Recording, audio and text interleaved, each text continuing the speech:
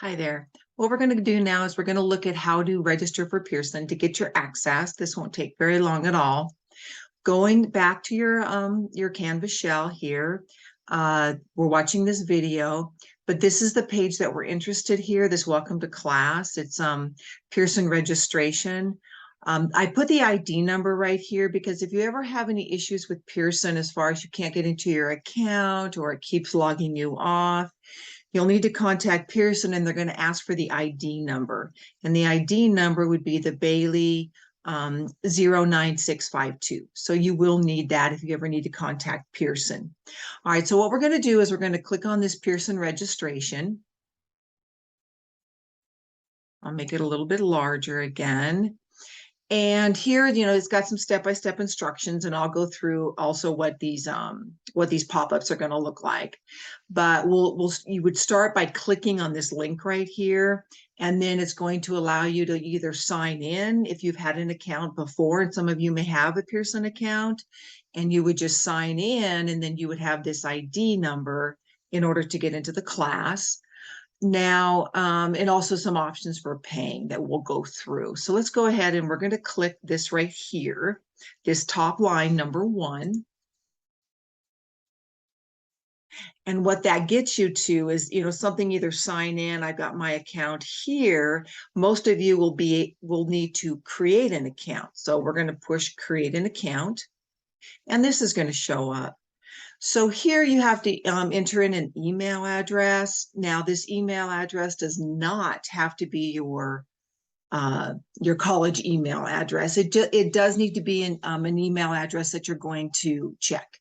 Whether or not it's your Gmail or your Sheridan EDU, it doesn't really matter because I will be communicating mainly with you through Pearson. So you need to make sure that you get the announcements to an email address that you check. Now let's see, username, the password, that's up to you. But I do need you to, when you sign in with your first name and your last name, is to use the first name and last name that's in your college registration on your Canvas. So that because I have to physically transfer your grades at the end of the semester or midterms from your Pearson into the Canvas. And I need to make sure that I know who I'm transferring to. Now here, you have to agree to the terms. You can select your role. Let's see, what is that? You would be a student. I would not do this. Keep me informed of products related to information. I wouldn't do that. And then you'd press create an account. Well, I've already got one. So once you're in the account, I'm going to go back one, sign in. Okay, this page is going to pop up. Now, what this is your choices for paying. Now, this right over here on the left is your access. If you have an access code from the bookstore, if you had financial aid or scholarships and you needed to pay, you would go through this access code here.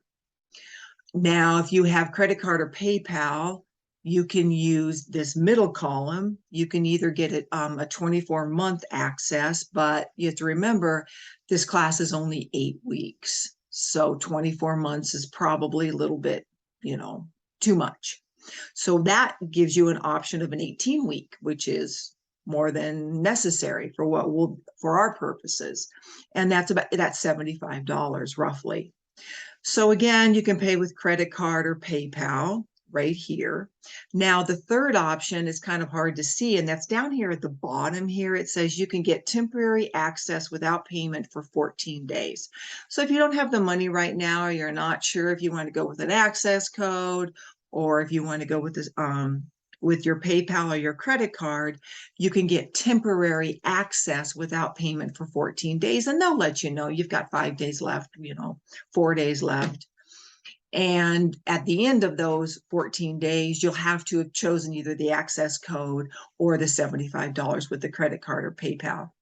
Now, if you don't if you lose access because it's day 15.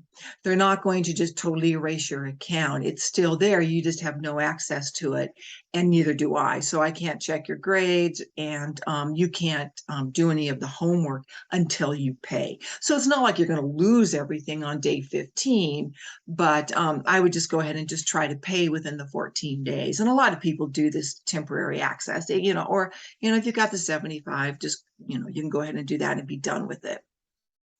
Over here again, it's got the ID, your course and all of that. So, and then once you're in, then you can just have a link, and I'm going to have that in the Canvas, or you can go back to the registration, and to sign in later, you can bookmark this right here, and it'll get you to your sign in, where you would sign in.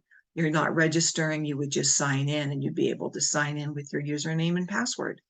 So I think that's about it. Now, the next video that I have, let me show you here real quick. Go back to modules. Yours looks a little different than mine, but this how to use Pearson My Math Lab. It's a video that I did last semester, and it's still applicable to this semester. Just some of the dates may be a little bit different, but this is what you need to watch next on how to use Pearson and how it relates to Canvas, and how I use both interchangeably. All right, well, that pretty much does it.